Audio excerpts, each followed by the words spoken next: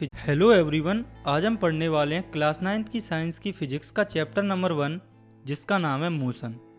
तो ये चैप्टर थोड़ा सा कॉम्प्लिकेटेड चैप्टर है क्योंकि इसके कंसेप्ट स्टार्टिंग में तो थोड़े इजी हैं और बाद में थोड़े से टफ हैं। इसीलिए बच्चे जो हैं वो इस चैप्टर को स्टार्टिंग में तो पढ़ते हैं और बाद में छोड़ देते हैं। इस चैप्टर के अंदर हम काफ़ी बेसिक टॉपिक्स जैसे कि distance, displacement, speed, velocity, acceleration जैसे और भी कई टॉपिक्स की स्टडी करेंगे। हम आज इस चैप्टर को काफ़ी शॉर्ट टाइम में बेस्ट पॉसिबल एनिमेशन की हेल्प से समझेंगे। तो चलिए स्टार्ट करते हैं।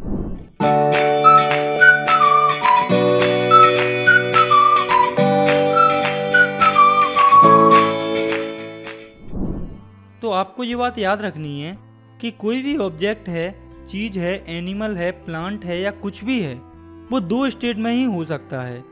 ध्यान रहे, मैं यहाँ पर मैटर वाली स्टेट की बात नहीं कर रहा हूँ। तो कहने का मतलब है कि कोई भी बॉडी दो स्टेट्स में हो सकती है, जो कि है रेस्ट और मोशन, जिन्हें अब हम समझते हैं। तो पहले है रेस्ट। तो जब कोई भी ऑब्जेक्ट अपनी पोजीशन को चेंज नहीं करता टाइम के साथ, तो उस ऑब्जेक्ट की उस पोजीशन को रेस्ट की स्टेट कहते हैं। इसे आप ऐसे समझिए कि यह है कोई ऑब्जेक्ट और इसकी पोजीशन है ये। तो अगर कुछ टाइम बाद इस ऑब्जेक्ट की पोजीशन यही रहती है, वो चेंज नहीं होती, तो हम कह सकते हैं कि वो पर्टिकुलर ऑब्जेक्ट रेस्ट की कंडीशन में है। इसके बाद हमें देखना है दूसरी स्टेट को जिसमें कि कोई ऑब्जेक्ट हो सकता है, वो है मोशन। तो मोशन किसी भी ऑब्जेक्ट की उस कंडीशन को कहा जाता है जब उसकी पोजीशन चेंज हो रही होती है टाइम के साथ। जैसे कि मान लो कि ये कोई ऑब्जेक्ट है और उसकी पोजीशन ये है किसी पर्टिकुलर टाइम पर, और अगर इस ऑब्जेक्ट की पोजीशन टाइम के साथ चेंज हो गई तो हम कह सकते हैं कि ये पर्टिकुलर ऑब्जेक्ट मोशन में है। क्योंकि इस चैप्टर का नाम है मोशन, तो इस चैप्टर में हम मोशन के बारे में ही स्टडी करेंगे। तो आगे हमें देखना है मोशन के टाइप्स को। तो जो मोशन होता है वो मेनली 3 टाइप्स का होता है, जो कि है लीनियर मोशन, सर्कुलेटरी मोशन और ऑस्किलेटरी मोशन। तो लीनियर मोशन जो है वो एक सिंगल लाइन में होता है, वहीं पर जो सर्कुलेटरी मोशन है वो सर्कुलर पाथ पर होता है, जिसमें किसी ऑब्जेक्ट की पोजीशन चेंज हो रही होती है किसी सर्कुलर पाथ में। और तीसरा मोशन है ऑसिलेटरी मोशन। तो ऑसिलेटरी मोशन में जो ऑब्जेक्ट है वो अपनी मेन पोजीशन को आगे या पीछे वाइब्रेट करता है टाइम के साथ, जैसे कि पेंडुलम। तो इस चैप्टर में यहाँ हमें मोशन के सिर्फ पहले टाइप, जो कि ये लीनियर मोशन, उसके बारे में समझना है। बाकी दो मोशन के जो टाइप हैं उनके बारे में हमें यहाँ इस क्लास में नहीं समझना। तो इसके बाद हमें समझना एक कंसेप्ट को, जो कि है फिजिकल क्वांटिटीज। तो फिजिकल क्वांटिटी किसी भी मटेरियल की ऐसी फिजिकल प्रॉपर्टी होती है जिसे कि मेजर किया जा सकता है, जैसे कि लेंथ, टाइम एटसेट्रा। और ये जो फिजिकल क्वांटिटी होती हैं वो 2 टाइप्स की होती हैं, जो कि है स्केलर क्वांटिटी और वेक्टर क्वांटिटी। तो स्केलर क्वांटिटी वो क्वांटिटी होती है जिसमें सिर्फ मैग्नीट्यूड होता है, डायरेक्शन नहीं होती। और मैग्नीट्यूड जो है वो पर्टिकुलर वैल्यू होती है। जैसे आप मान लो आपके पास सामान है 15 kg, तो ये जो 15 kg है वो आपका मैग्नीट्यूड हो जाएगा। जैसे कोई हाइट है 179 सेंटीमीटर, तो ये जो 179 सेंटीमीटर है वो उसका मैग्नीट्यूड हो जाएगा। आपको बस ये याद रखना है कि स्केलर क्वांटिटी में सिर्फ मैग्नीट्यूड होता है, उसमें डायरेक्शन नहीं होती है। For example distance, speed etcetera. इसके बाद दूसरी फिजिकल क्वांटिटी है वेक्टर क्वांटिटी। तो ये वो फिजिकल क्वांटिटी होती हैं जिसमें कि मैग्नीट्यूड होता है और साथ साथ डायरेक्शन भी होती है। For example displacement and velocity. तो इन क्वांटिटीज़ के अंदर मैग्नीट्यूड के साथ साथ डायरेक्शन भी होती है। तो अगर हमें वेक्टर क्वांटिटी में यूनिट को लिखना है तो हमें उस यूनिट की मैग्नीट्यूड के साथ डायरेक्शन भी लिखना पड़ती है। फॉर एग्जाम्पल कोई डिस्प्लेसमेंट है 46 मीटर ईस्ट, मतलब कि जो डिस्प्लेसमेंट है वो 46 मीटर है ईस्ट डायरेक्शन की तरफ। तो ये तो थी फिजिकल क्वांटिटीज़ के 2 टाइप। इसके बाद हमें देखना है कि मोशन के अंदर हमें किन फिजिकल क्वांटिटीज़ की स्टडी करना है।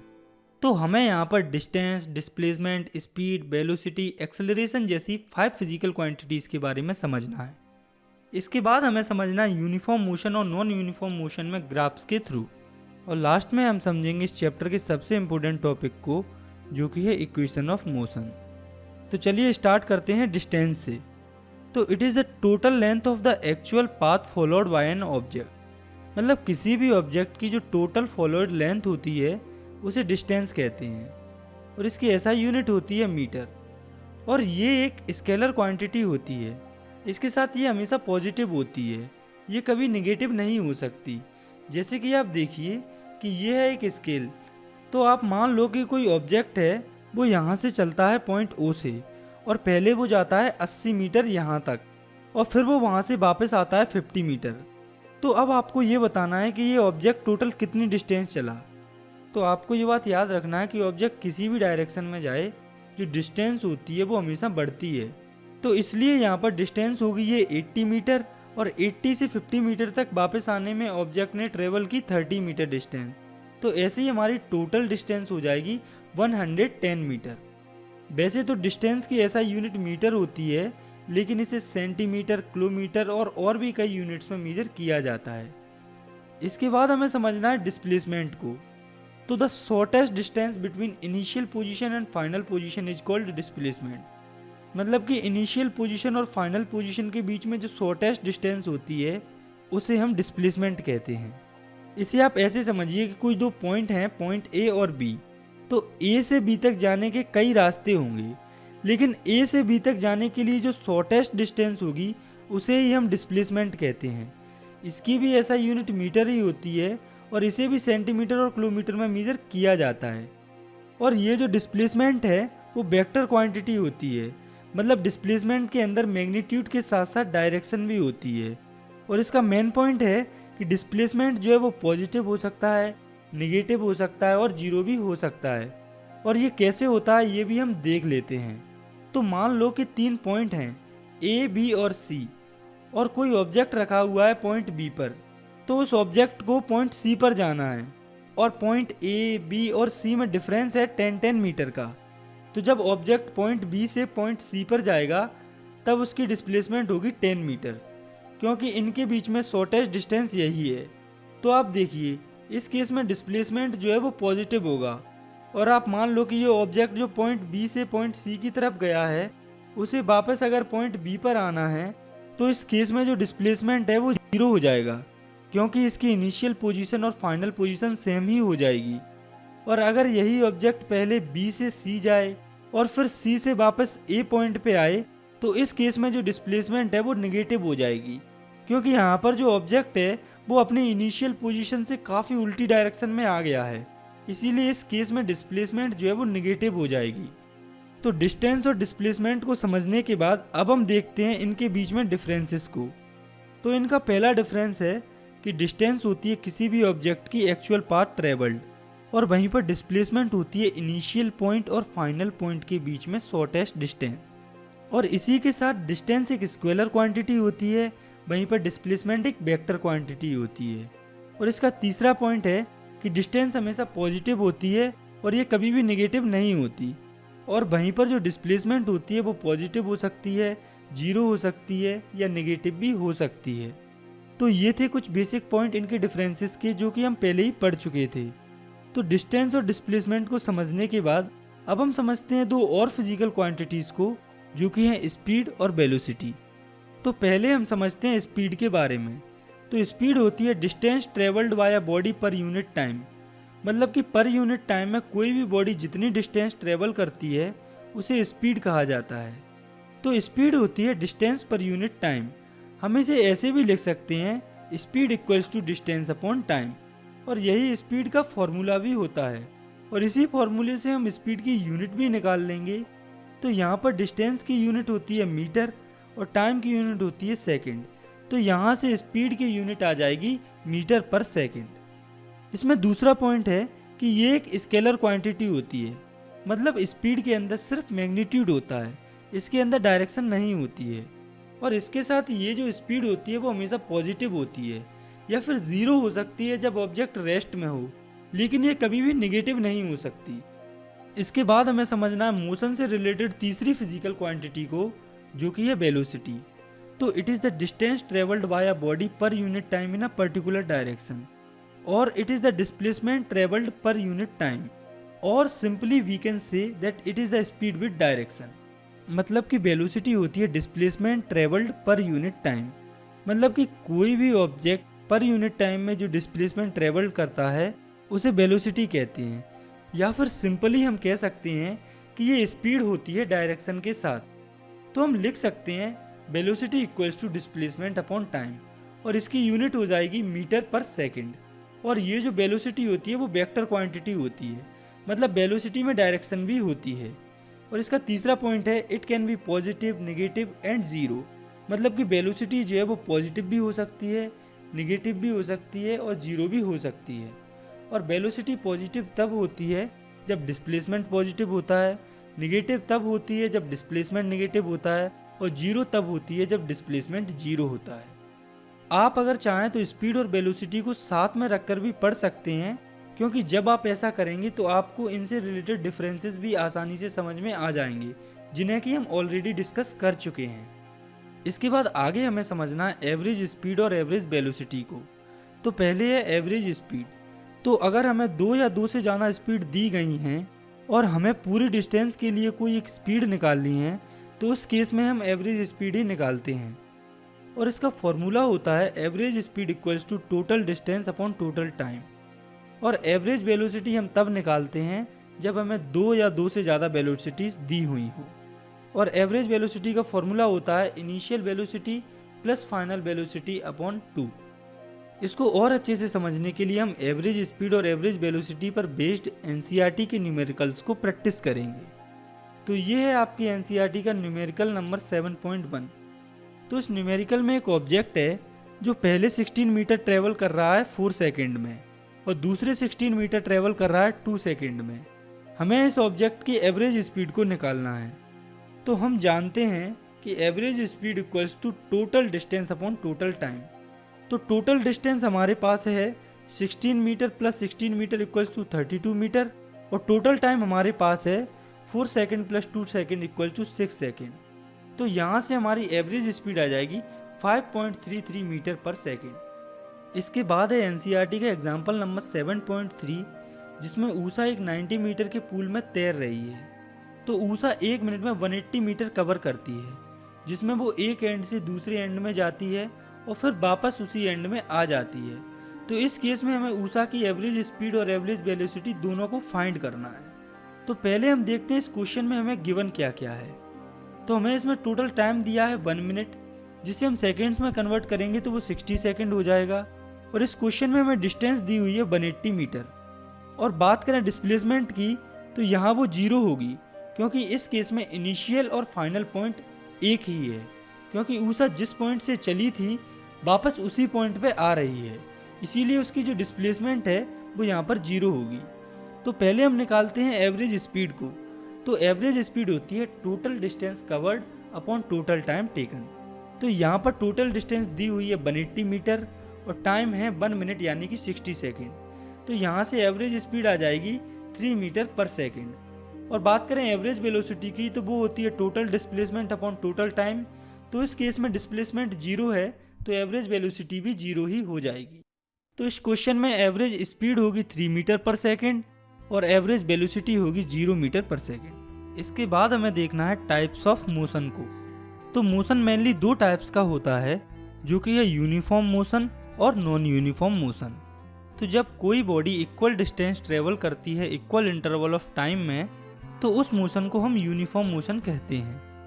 फॉर एग्जाम्पल आप इसे ऐसे समझिए कि कोई बस है, वो अगर 600 मीटर डिस्टेंस कवर करती है 1 मिनट में, और अगर ये बस अगले 1 मिनट में भी 600 मीटर डिस्टेंस कवर करती है, और ऐसे ही हर एक 1 मिनट में ये बस 600 मीटर डिस्टेंस कवर करती है, तो हम कह सकते हैं कि ये जो बस है वो यूनिफॉर्म मोशन में मूव कर रही है। और अगर हम चाहें तो यूनिफॉर्म मोशन को ग्राफिकली भी शो कर सकते हैं। तो यूनिफॉर्म मोशन का ग्राफ कुछ ऐसा होगा, इसमें ये है एक्स एक्सिस और ये है वाई एक्सिस। तो क्योंकि इस केस में जो ऑब्जेक्ट है वो इक्वल डिस्टेंस कवर कर रहा है इक्वल इंटरवल ऑफ टाइम में, तो इस केस में जो ग्राफ है वो स्ट्रेट लाइन होगा। इसके बाद हमें देखना है नॉन यूनिफॉर्म मोशन को। तो जब कोई बॉडी अनइक्वल डिस्टेंस ट्रेवल करती है इक्वल इंटरवल ऑफ टाइम में, तो इसे हम नॉन यूनिफॉर्म मोशन कहते हैं। फॉर एग्जाम्पल इसे हम ऐसे समझते हैं कि मान लो कोई ऑब्जेक्ट है, वो पहले 10 सेकंड में 15 मीटर डिस्टेंस कवर करता है, और फिर वही ऑब्जेक्ट अगले 10 सेकंड में 20 मीटर डिस्टेंस कवर करता है, और फिर अगले 10 सेकंड में 10 मीटर डिस्टेंस कवर करता है। तो इस तरह के मोशन को नॉन यूनिफॉर्म मोशन कहा जाता है। इसके बाद हम देख लेते हैं नॉन यूनिफॉर्म मोशन के ग्राफ को। तो नॉन यूनिफॉर्म मोशन का ग्राफ स्ट्रेट लाइन को छोड़कर कुछ भी हो सकता है, चाहे वो जिगजैग हो सकता है इस तरह से, या वो कर्व हो सकता है इस तरह से। इसके बाद हमें देखना है कुछ फिजिकल क्वांटिटीज के सिंबल्स को। तो पहले है डिस्टेंस का सिंबल जो कि है स्मॉल एस, और डिस्प्लेसमेंट का सिंबल होता है डेल्टा एस। जो इनिशियल वेलोसिटी होती है उसे यू से रिप्रेजेंट किया जाता है, जबकि जो फाइनल वेलोसिटी होती है जिसे कि मेन वेलोसिटी कंसीडर किया जाता है उसे वी से रिप्रेजेंट किया जाता है। इसके साथ जो स्पीड होती है उसे भी वी से ही रिप्रेजेंट किया जाता है, और जो टाइम होता है उसे स्मॉल टी से रिप्रेजेंट किया जाता है। तो ये जो स्पीड वेलोसिटी के फॉर्मूले होते हैं इन्हें भी हम सिंबल्स के फॉर्म में लिख सकते हैं। जैसे कि speed equals to distance upon time होता है, उसकी जगह पर हम लिख सकते हैं v equals to S upon T. इसी तरह से हम अलग अलग फॉर्मूलेस को भी उनके सिंबल्स के फॉर्म में लिख सकते हैं। इसके बाद हमें समझना है अगली फिजिकल क्वांटिटी को जो कि है एक्सेलरेशन। तो the rate of change of velocity of an object with respect to time is called acceleration. मतलब कि जब किसी ऑब्जेक्ट की वेलोसिटी चेंज होती है टाइम के साथ तो उसे एक्सेलरेशन कहते हैं। तो एक्सेलरेशन तब होता है जब वेलोसिटी में चेंज होता है, और जब वेलोसिटी में चेंज होता है तो कुछ इनिशियल वेलोसिटी होती है और कुछ फाइनल वेलोसिटी भी होती है। तो हम एक्सेलरेशन को कुछ इस तरह से लिख सकते हैं। एक्सेलरेशन को स्मॉल ए से रिप्रेजेंट किया जाता है, तो एक्सेलरेशन इक्वल्स टू होता है change in velocity upon time, जिसे हम लिख सकते हैं final velocity minus initial velocity upon time, यानी कि A equals to we minus you upon t. और यहाँ से हम एक्सेलरेशन की ऐसा यूनिट भी निकाल सकते हैं। तो वेलोसिटी की ऐसा यूनिट होती है मीटर पर सेकंड, और टाइम की ऐसा यूनिट होती है सेकंड। तो यहाँ से एक्सेलरेशन की ऐसा यूनिट आ जाएगी मीटर पर सेकंड स्क्वायर। और ये जो है वो वेक्टर क्वांटिटी होती है। और ये जो एक्सेलरेशन होता है वो पॉजिटिव हो सकता है, नेगेटिव हो सकता है, और साथ में जीरो भी हो सकता है। एक्सेलरेशन के बारे में एक इम्पोर्टेंट पॉइंट है जो कि आपको याद रखना है कि नेगेटिव एक्सेलरेशन को रिटार्डिव एक्सेलरेशन या डी एक्सेलरेशन भी कहा जाता है। तो इसके बाद हमें देखना है कि पॉजिटिव एक्सेलरेशन कब होता है और नेगेटिव एक्सेलरेशन कब होता है। तो जब इनिशियल वेलोसिटी कम होती है फाइनल वेलोसिटी से, तो उस कंडीशन में हमें पॉजिटिव एक्सेलरेशन देखने को मिलता है। जैसे कि आप मान लो कि इनिशियल वेलोसिटी है किसी ऑब्जेक्ट की 40 मीटर पर सेकेंड, और फाइनल वेलोसिटी है 90 मीटर पर सेकेंड, और टाइम है 9 सेकेंड। तो इस केस में एक्सेलरेशन जो है वो पॉजिटिव होगा। और नेगेटिव एक्सेलरेशन तब हमें देखने को मिलता है जब जो इनिशियल वेलोसिटी है वो हायर होती है फाइनल वेलोसिटी से। जैसे कि मान लो कि आपकी इनिशियल वेलोसिटी है 90 मीटर पर सेकेंड, और फाइनल वेलोसिटी है 15 मीटर पर सेकेंड, और टाइम है 6 सेकेंड। तो इस केस में हमें नेगेटिव एक्सेलरेशन या रिटार्डेशन देखने को मिलता है। तो हम इन दोनों कंडीशन में एक्सेलरेशन निकालते हैं। तो पहले केस में हमें फाइनल वेलोसिटी दी हुई है 90 मीटर पर सेकेंड, और इनिशियल वेलोसिटी दी है 40 मीटर पर सेकेंड, और टाइम है हमारे पास 9 सेकेंड। तो जब हम इन वैल्यूज़ को a equals to we minus you upon T वाले फॉर्मूले में रखेंगे तो हमारा एक्सेलरेशन आ जाएगा 5.5 मीटर पर सेकेंड स्क्वायर, और ये पॉजिटिव एक्सेलरेशन होगा। इसके बाद हमें निकालना है दूसरा एक्सेलरेशन, जिसमें कि इनिशियल वेलोसिटी दी गई है 90 मीटर पर सेकेंड, और फाइनल वेलोसिटी है 15 मीटर पर सेकेंड, और टाइम है 6 सेकेंड। तो जब हम इन वैल्यूज़ को फॉर्मूले में रखेंगे तो हमारा एक्सेलरेशन आएगा -12.5 मीटर पर सेकेंड स्क्वायर, जो कि रिटार्डेशन होगा। तो हमने ये देखा कि एक्सेलरेशन पॉजिटिव कब होता है और नेगेटिव कब होता है। अब हमें ये देखना है कि एक्सेलरेशन जीरो कब होता है। तो जब इनिशियल वेलोसिटी और फाइनल वेलोसिटी बराबर हो जाती है तब एक्सेलरेशन जीरो होता है। इसके बाद हमें देखना है एक्सेलरेशन पर बेस्ड एक न्यूमेरिकल को। तो ये जो आप अपनी स्क्रीन पर न्यूमेरिकल देख रहे हैं यह है एनसीईआरटी का एग्जाम्पल नंबर 7.4। तो इसमें राहुल जो है वो पहले 30 सेकंड में 6 मीटर पर सेकंड की वेलोसिटी अटेन कर लेता है। उसके बाद वो ब्रेक लगाता है और अगले 5 सेकंड में उसकी वेलोसिटी घटकर 4 मीटर पर सेकंड हो जाती है। तो हमें दोनों केस में वेलोसिटी फाइंड करनी है। तो पहले केस में टाइम दिया है 30 सेकंड और फाइनल वेलोसिटी दी हुई है 6 मीटर पर सेकंड, और क्वेश्चन में लिखा है कि राहुल ने 30 सेकंड में 6 मीटर पर सेकंड की स्पीड पकड़ी। तो उसकी इनिशियल वेलोसिटी जीरो होगी क्योंकि उससे पहले साइकिल रेस्ट पे थी। तो हम एक्सेलरेशन निकालने के लिए a equals to we minus U वाला फॉर्मूला लगा देंगे। तो v हमारे पास 6 है और u हमारे पास 0 है और टाइम है 30 सेकेंड। तो यहाँ से हमारा एक्सेलरेशन आ जाएगा 0.2 मीटर पर सेकेंड स्क्वायर। तो पहले केस में एक्सेलरेशन होगा 0.2 मीटर पर सेकेंड स्क्वायर। और अब बात करते हैं दूसरे केस की। तो इसमें दिया हुआ है कि वेलोसिटी जो है वो 5 सेकेंड में कम होकर 4 मीटर पर सेकेंड हो जाती है। तो इस केस में इनिशियल वेलोसिटी होगी 6 मीटर पर सेकेंड और फाइनल वेलोसिटी है 4 मीटर पर सेकेंड और टाइम है 5 सेकेंड। तो जब हम इन वैल्यूज को भी एक्सेलरेशन वाले फॉर्मूले में रखेंगे तो हमारा एक्सेलरेशन आ जाएगा -0.4 मीटर पर सेकेंड स्क्वायर। तो इस क्वेश्चन में पहले केस में जो एक्सेलरेशन है वो 0.2 मीटर पर सेकेंड स्क्वायर से बढ़ रहा है और दूसरे केस में जो एक्सेलरेशन है वो -0.4 मीटर पर सेकेंड स्क्वायर से घट रहा है, यानी कि दूसरे केस में रिटार्डेशन हो रहा है। इसके बाद हमें समझना है इस चैप्टर के आखिरी टॉपिक को, जो कि है ग्राफिकल रिप्रेजेंटेशन ऑफ मोशन। मतलब कि अब हमें ये जो मोशन है इसे ग्राफ्स पर रिप्रेजेंट करना है। तो इसके अंदर हमें मेनली दो ग्राफ्स के बारे में समझना है, जो कि है डिस्टेंस टाइम ग्राफ और वेलोसिटी टाइम ग्राफ। तो पहले हम समझते हैं डिस्टेंस टाइम ग्राफ को। तो डिस्टेंस टाइम ग्राफ के अंदर भी हमें दो ग्राफ्स को समझना है, पहला जिसमें वेलोसिटी या स्पीड यूनिफॉर्म हो और दूसरा जिसमें स्पीड या वेलोसिटी यूनिफॉर्म ना हो। तो पहले हम समझते हैं यूनिफॉर्म स्पीड के ग्राफ को। तो आप नज़र डालिए इस ग्राफ पर। इसमें एक्स एक्सिस पर हमने लिया है टाइम को और वाई एक्सिस पर हमने लिया है डिस्टेंस को। तो अगर हमें किसी ग्राफ में एक्स एक्सिस पर टाइम दिया है और वाई एक्सिस पर डिस्टेंस दी है तो ये जो लाइन है वो स्पीड या वेलोसिटी को रिप्रेजेंट करती है। और अगर ये वाली जो लाइन है वो स्ट्रेट है तो इसका मतलब ये है कि यहाँ पर स्पीड जो है वो यूनिफॉर्म है, वो चेंज नहीं हो रही है। मतलब जैसे जैसे टाइम बढ़ रहा है वैसे वैसे डिस्टेंस भी बढ़ रही है। और ये जो डिस्टेंस टाइम ग्राफ होता है इसकी हेल्प से हम वेलोसिटी भी फाइंड कर सकते हैं। जैसे कि आप सपोज कीजिए कि ये है डिस्टेंस टाइम ग्राफ के अंदर यूनिफॉर्म वेलोसिटी और हमें इसके अंदर पॉइंट ए से पॉइंट बी के बीच में वेलोसिटी निकालनी है। तो इसके लिए हम दोनों पॉइंट्स पर डिस्टेंस और टाइम को निकालेंगे। तो टाइम निकालने के लिए हम पॉइंट ए से एक वर्टिकल लाइन ड्रॉ करेंगे जिसे नाम देंगे T1 और पॉइंट बी पर भी एक वर्टिकल लाइन ड्रॉ कर देंगे जो कि होगी T2। और ऐसे ही डिस्टेंस को फाइंड करने के लिए हम एक हॉरिजॉन्टल लाइन ड्रॉ करेंगे पॉइंट ए से और दूसरी लाइन ड्रॉ करेंगे पॉइंट बी से। तो पॉइंट ए से पॉइंट बी की वेलोसिटी निकालने के लिए हम इन दोनों पॉइंट्स के बीच में टाइम और डिस्टेंस निकाल लेंगे।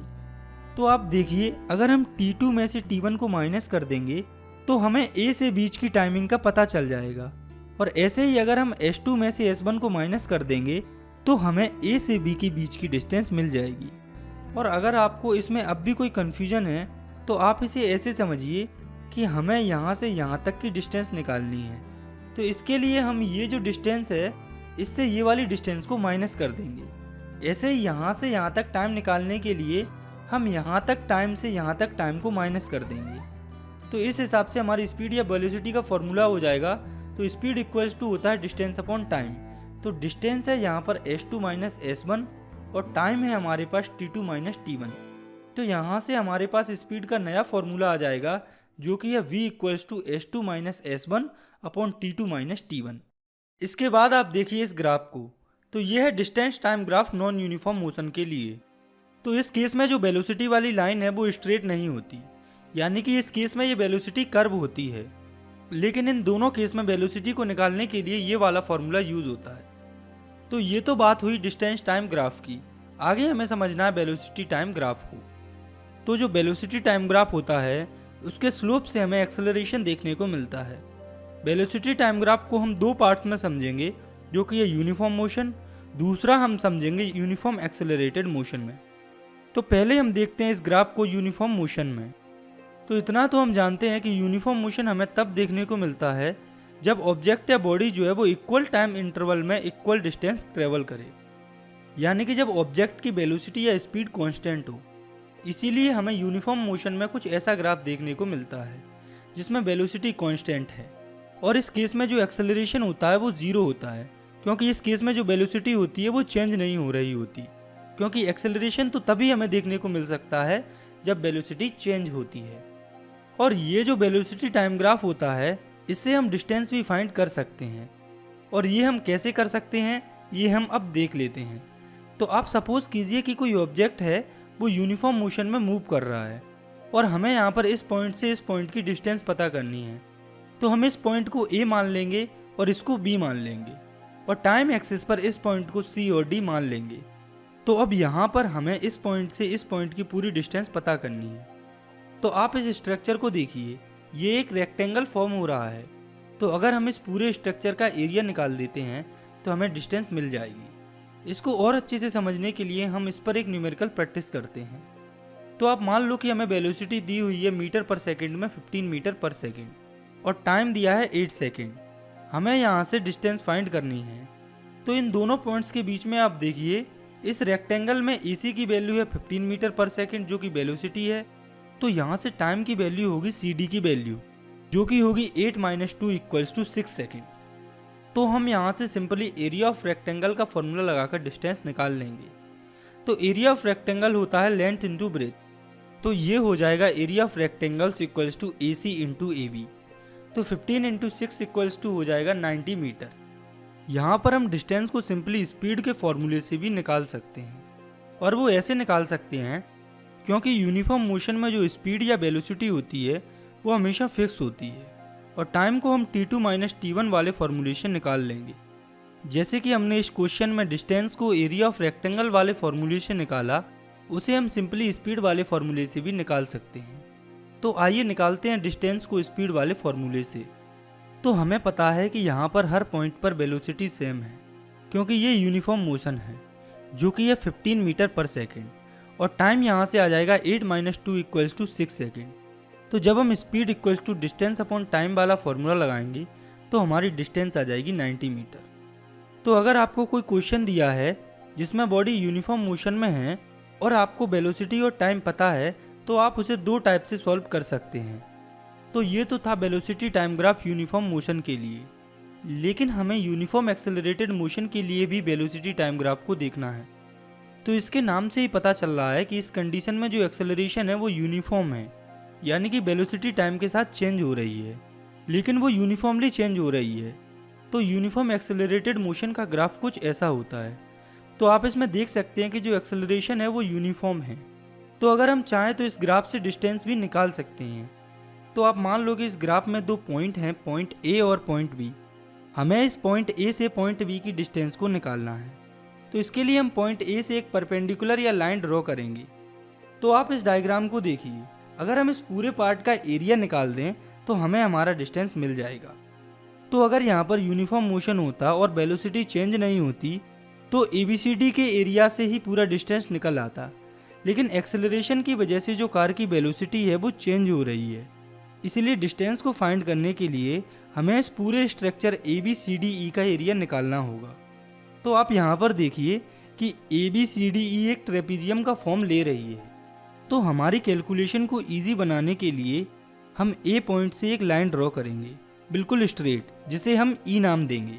तो AE का मैग्नीट्यूड बराबर होगा BC के। तो आप देखिए ABCDE में दो स्ट्रक्चर फॉर्म हो रही हैं, जिसमें से एक है रेक्टेंगल AECD, एक है ट्रायंगल ABE। तो अगर हम इन दोनों के एरिया को एक साथ निकाल कर जोड़ दें तो हमें हमारा डिस्टेंस मिल जाएगा। तो area of ABCDE equals to हो जाएगा area of triangle ABE plus area of rectangle AECD, जो कि होगा AC into CD plus 1/2 into AE into BE। तो चलिए इसको और भी अच्छे से समझने के लिए हम इस पर बेस्ड एक न्यूमेरिकल को प्रैक्टिस करते हैं। तो हमें एक कार दी हुई है जिसकी वेलोसिटी टाइम के साथ यूनिफॉर्मली बढ़ रही है। तो हमें इस पॉइंट से इस पॉइंट तक डिस्टेंस का पता करना है। कार की वेलोसिटी 10 मीटर पर सेकंड के हिसाब से बढ़ रही है हर 5 सेकंड में। तो इसके लिए ग्राफ कुछ ऐसा होगा। तो हम इस पॉइंट से यहाँ पर एक लाइन ड्रॉ करेंगे। यहाँ पर टाइम है 10 सेकंड और एक लाइन हम ड्रॉ करेंगे पॉइंट B से। यहाँ पर टाइम है 20 सेकंड। तो यहाँ हम पॉइंट A से एक लाइन ड्रॉ करेंगे लाइन BC के पैरेलल में। तो इस AE की जो वैल्यू होगी वो बराबर होगी BC की। तो अब हम इनकी वैल्यूज़ को पहले लिख लेंगे। तो आप देखिए AB की वैल्यू है 20 मीटर पर सेकेंड और BC की वैल्यू है 10 सेकेंड और ये पार्ट है BE, इसकी वैल्यू है 40 - 20 = 20 मीटर पर सेकेंड। आपको यहाँ पर इनकी यूनिट्स को इग्नोर करना है। तो अब हम इनकी वैल्यूज़ को फॉर्मूले में पुट करते हैं। तो area of ABCDE equals to हो जाएगा area of rectangle ACDE plus area of triangle A B E. तो A C into C D plus 1/2 into B E into A E, जिनकी वैल्यूज़ हैं 20 इंटू 10 प्लस 1/2 इंटू 20 इंटू 10। तो जब हम इस equation को सॉल्व करेंगे तो हमारा एरिया आएगा A B C D E का 300 मीटर, और ये जो एरिया है वही डिस्टेंस होगा।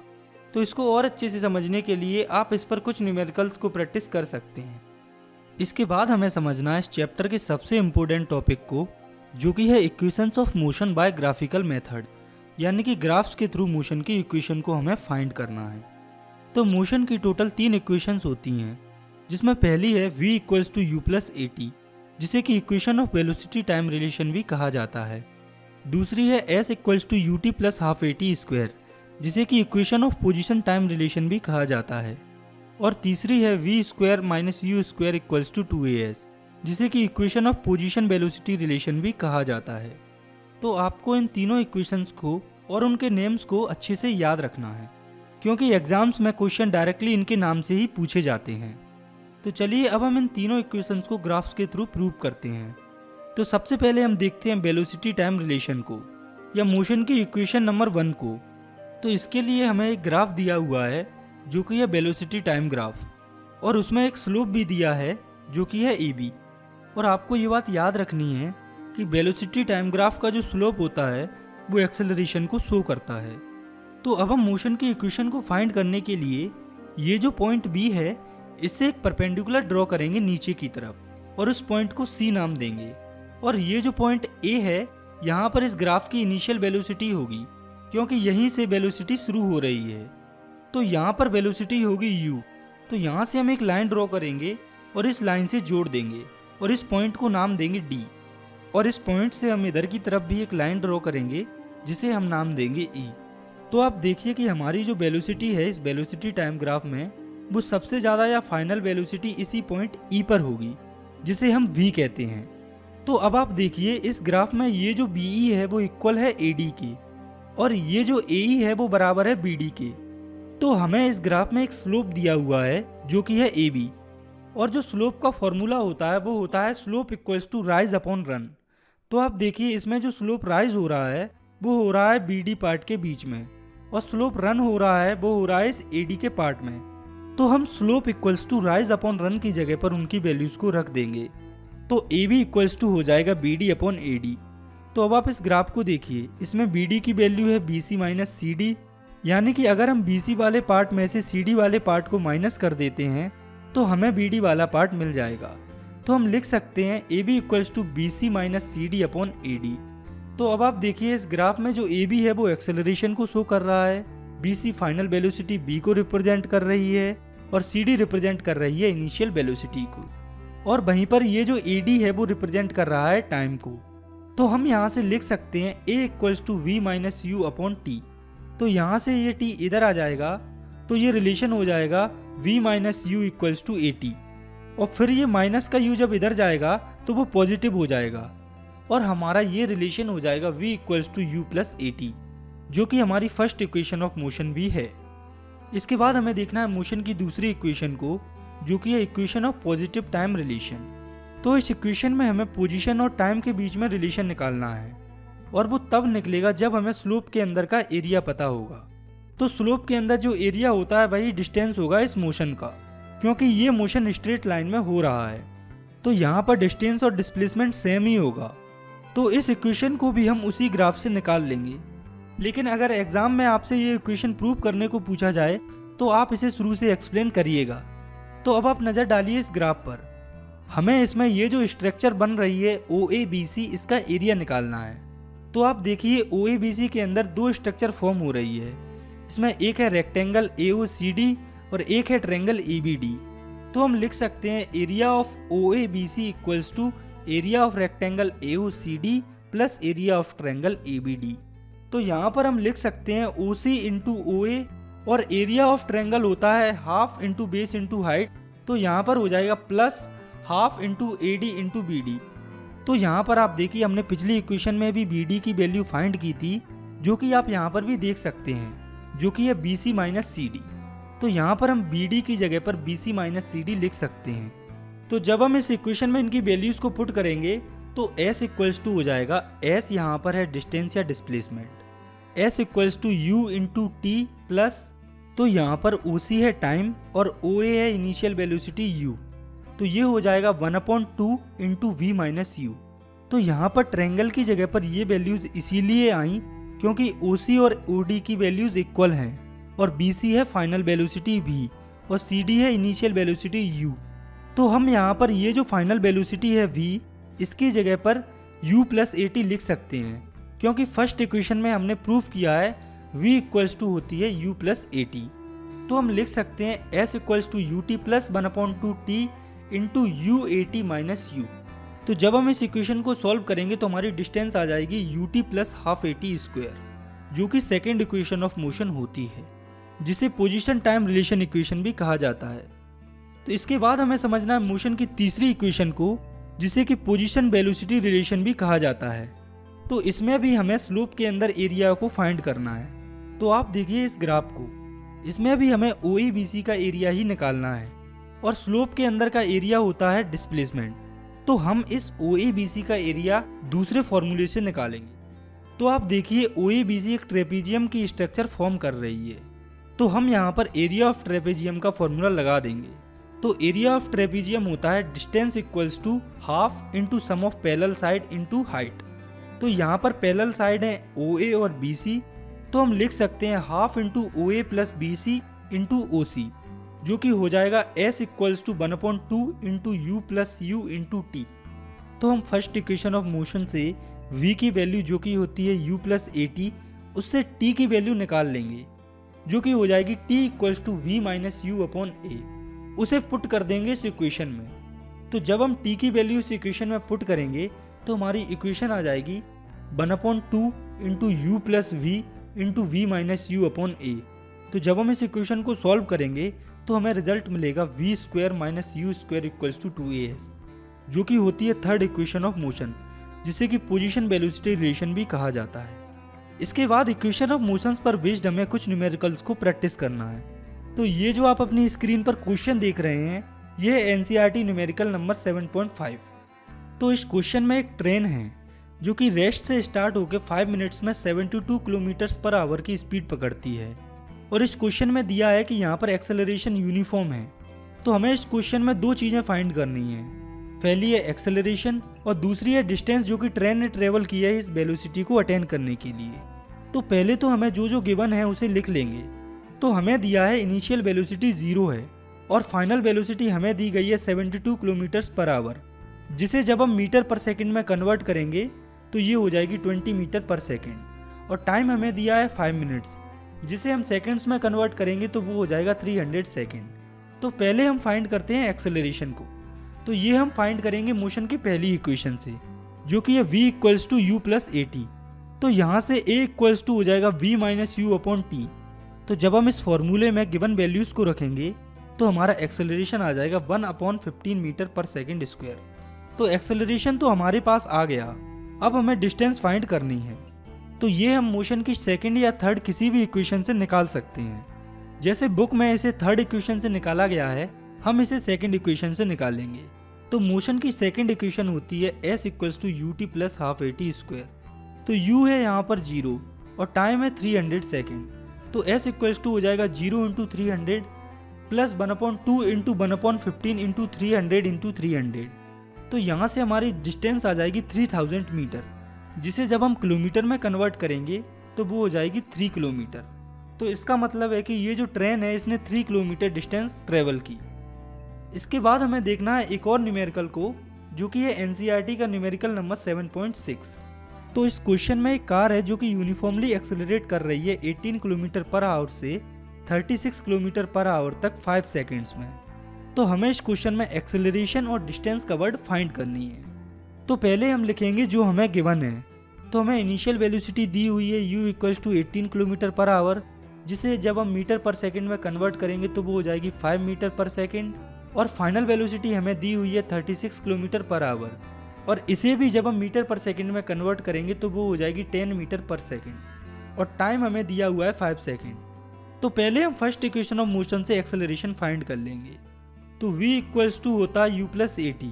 तो यहाँ से एक्सेलरेशन इक्वल्स टू हो जाएगा v minus you upon T. तो जब हम इस फॉर्मूले में गिवन वैल्यूज को पुट करेंगे तो हमारा एक्सेलरेशन आ जाएगा 1 मीटर पर सेकेंड स्क्वायर।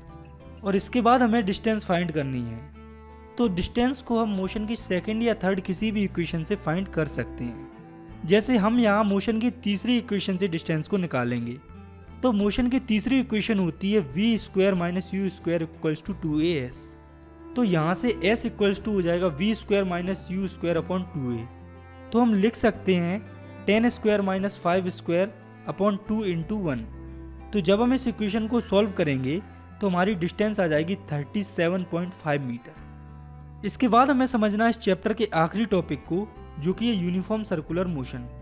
तो जब कोई ऑब्जेक्ट मूव करता है किसी सर्कुलर पाथ पर और वो इक्वल इंटरवल ऑफ टाइम में इक्वल डिस्टेंस कवर करता है सर्कल के सरकमफेरेंस में, तो इस तरह के मोशन को यूनिफॉर्म सर्कुलर मोशन कहा जाता है।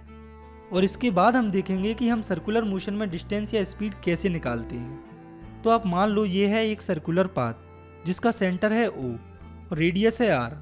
तो अगर कोई ऑब्जेक्ट यहाँ से चलता है और वो यहीं पर वापस आ जाता है तो उसने कितनी डिस्टेंस कवर की। तो जब ये चक्कर पूरा हो जाता है तब जो है कोई ऑब्जेक्ट सरकमफेरेंस ऑफ सर्कल के बराबर डिस्टेंस कवर कर लेता है। तो सरकमफेरेंस ऑफ सर्कल होता है 2 पाई r, यानी कि सर्कल का एक चक्कर लगाने में कितनी डिस्टेंस कवर होती है 2 पाई r। और अगर आपको पाई की वैल्यू पता नहीं है तो वो भी आप याद रखें, जो कि होती है 22/7 या 3.14। तो 2 पाई r ये तो था सर्कल की डिस्टेंस निकालने का फॉर्मूला। इसके बाद हमें देखना है सर्कल के अंदर स्पीड का फॉर्मूला। तो इसके लिए हम simply speed equals to distance upon time वाला फॉर्मूला लगा देते हैं। तो स्पीड इक्वल्स टू हो जाएगा डिस्टेंस अपॉन टाइम, जो कि हो जाएगा 2 पाई r अपॉन टाइम। तो इसी के साथ हमारा ये जो चैप्टर है वो यहाँ पर खत्म होता है। आई होप आपको अच्छे से समझ में आया होगा।